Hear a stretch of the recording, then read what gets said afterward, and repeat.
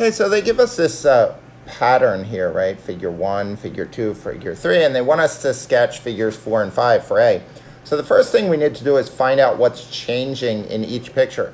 So if I look at the original picture, right, I have this square, and this square. And if I kind of color those three in on here, I can quickly see that I'm adding one here and I'm adding one here, right? So if I look, now if I color this in and color that pattern here, I see that we're doing the same thing. So what we're doing is we're adding one in the horizontal and one in the vertical every time, right? So what would that mean? The next figure, again, I'm not going to draw perfect, but I'll try my best. I'll have 5 going up and 5 going across, 3, 4, 5. And there's figure 4.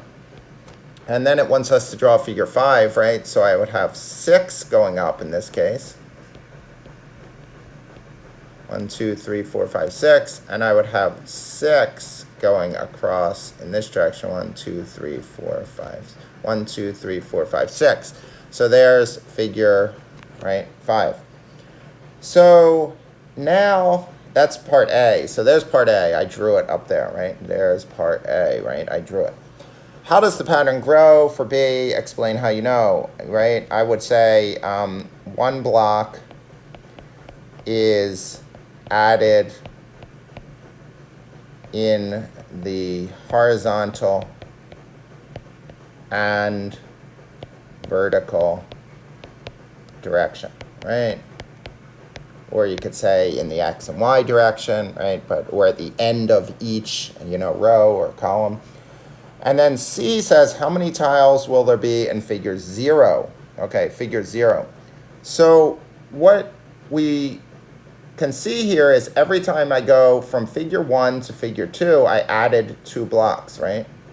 And from figure 2 to figure 3, I added 2 blocks. And from figure 3 to figure 4, I added 2 blocks. And figure 4 to figure 5, I added 2 blocks, right? I added the one here and one here.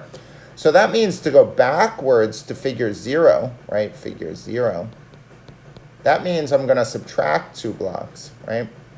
So if there's 3 blocks here, and I subtract 2, that means there's going to be 1 block here. So I would say 1 block or 1 tile, right? And explain how you know. I just did explain how I know, right? If I were adding 2 in to go to the right, that means we're going to subtract 2 to go to the left.